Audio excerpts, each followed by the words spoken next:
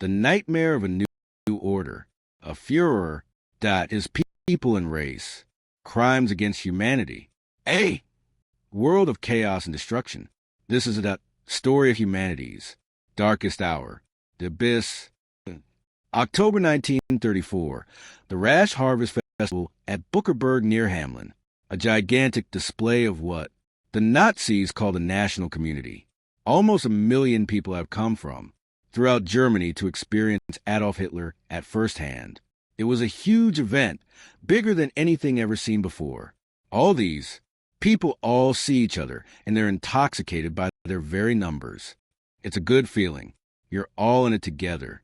You talk to neighbors you wouldn't normally talk to at all. A bit like a big rock concert. Some visitors mount mirrors on sticks to get a better view of Hitler. The enthusiasm on their faces is real. The regime has broad support among the people. The festival has been organized so that the propaganda machine will have pictures showing Hitler with these huge crowds in front of him. At the same time, they'll show how deeply moved he is by the great enthusiasm of these country people. Hitler's speech is broadcast on the radio, even with the newest loudspeaker systems. Only a part of Hitler's words reaches the expectant crowd on the Bückeburg itself. An evil game. It was a piece of total theater. Technically, they probably couldn't have done it any better. Mid-1930s Berlin. A year and a half after the takeover, the Nazis' hold on power is complete.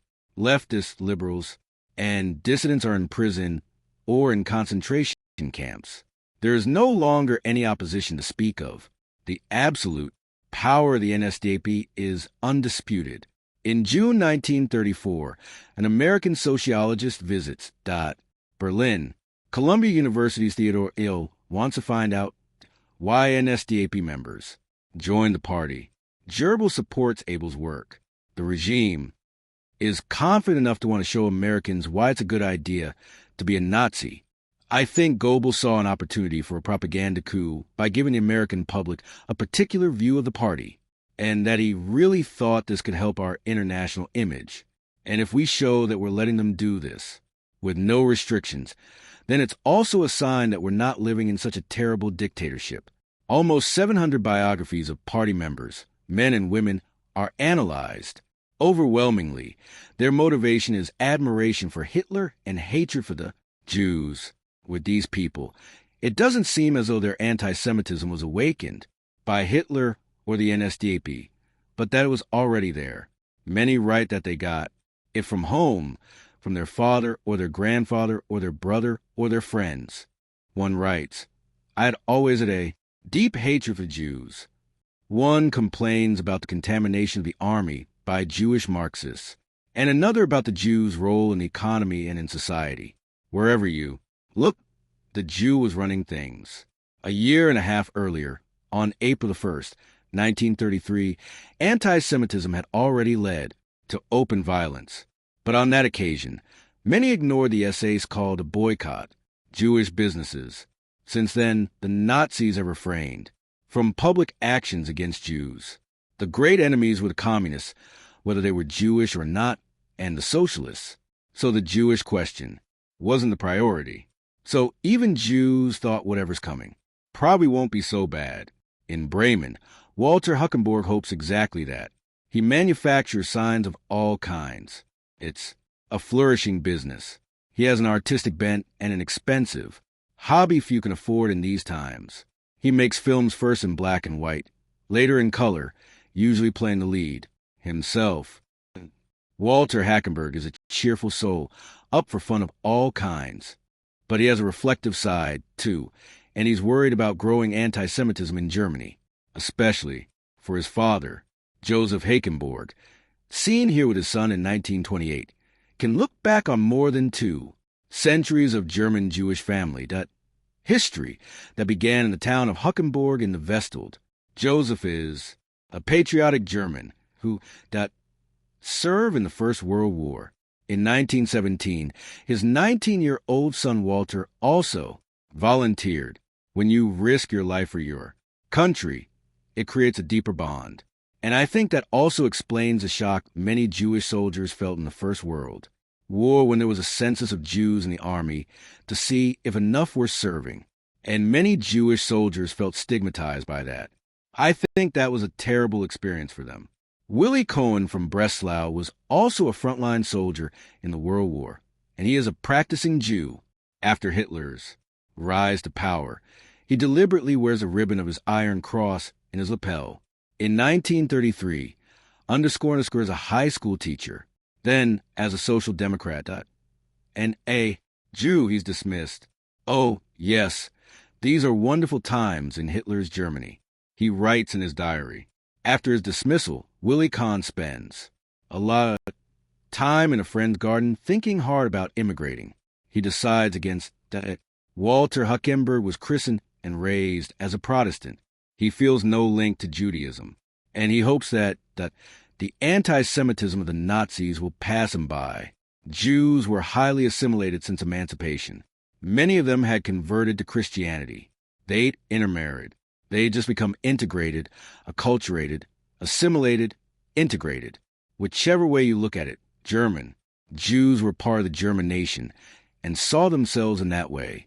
Walter Huckenberg sees himself as a German Protestant, but to the Nazis, his Jewish father makes him a so-called half-Jew, and thus automatically a second-ass person. The Gloria Palast on Berlin's Kristen. Dumb. Germany's cinemas are enjoying a boom. September 1934. The comedy Hunts in the Moon with Heinz Rühmer is released. Propaganda Minister Isef Goebbels promotes apolitical entertainment. It works. Cinema audiences grow along with public support for the Nazi regime. But 1 year later, the Gloria Paulus shows Petteisen and Bendel. This Swedish film leads directly to violence against Jews. It shows Bendel, a Jew, involving the unemployed Swede Peisen in shady deals. Gerbers personally approves the film for exhibition. The film draws on malicious anti-Semitic stereotypes. Bendel is portrayed as both devious and acious. Anti-Semitism wasn't unique to Germany in those days. There was anti-Semitism in France. There was anti-Semitism in Sweden and in the Soviet Union, too. When they brought that film out, they didn't know what kind of effect it would have. The New York Times writes that after the premiere, SA thugs randomly attacked Jews along Berlin's Kurfürst and Dan. Times reporter Varian Fry described seeing a man lying on the sidewalk being kicked and spat on. In 1935, there had been a lot of unrest among party radicals. There had been quite a lot of political activism. Nazi radicals wanting to beat up Jews in the streets. We have some well-known incidents here in Berlin on the Kurfürst and many. Ordinary Germans do not like that. Hitler, as usual, is very concerned about his reputation among the wider German public, wants to tone it down in some way, but also wants to regularize things in some way. So there's been quite a long discussion about what to do. Hitler knows the time is not yet ripe for open violence. The White House, Easter 1935. President Franklin D. Roosevelt in office for 2 years now has a special relationship to Germany. Cheering. Roosevelt had spent some time in Germany in his youth. He had a copy of mine. Camp Unexpected Edition. Clear his throat, which he had it still in the library in the Roosevelt Library in Hyde Park. And Roosevelt had a pretty keen sense of what was going on. Roosevelt does not take a position on German anti-Semitic violence right away. He has to consider the mood at home. Governments don't act out of morality, and for humanitarian reasons, as we can still see today. They act out of political and economic pragmatism and, fundamentally, always for reasons of internal politics. In the USA, the economic crisis had led to serious social crisis with millions of unemployed, and Roosevelt was in the process of introducing new social policies with the New Deal. So he was under real pressure domestically, and events in Germany were certainly not the top priority beyond, of course, the normal questions of foreign policy. Here in New York's Madison Square Garden, Jewish organizations repeatedly call for resistance to the intimidation and violence reported from Nazi Germany. America is profoundly split in the 1930s. At one meeting, 20,000 people gather at The Garden to call for a trade boycott against the Nazi regime to shape and to transform our present world. Applause. On another occasion, 20,000 American Nazis meet at the same venue financed by the NSDAP. This is Nazi Germany's attempt to influence opinion in the USA and to reinforce already existing antisemitism. Suddenly, a protester invades a stage. Security men deliver a brutal beating. America is the great hope for Jews now fleeing Germany in their tens of thousands. But Washington has no intention of relaxing entry conditions or raising the quotas. The Congress, and the general population were clearly against immigration, especially Jewish immigration. Anti-Semitism was rampant. Roosevelt had to be careful not to overdo it. He wanted to be reelected.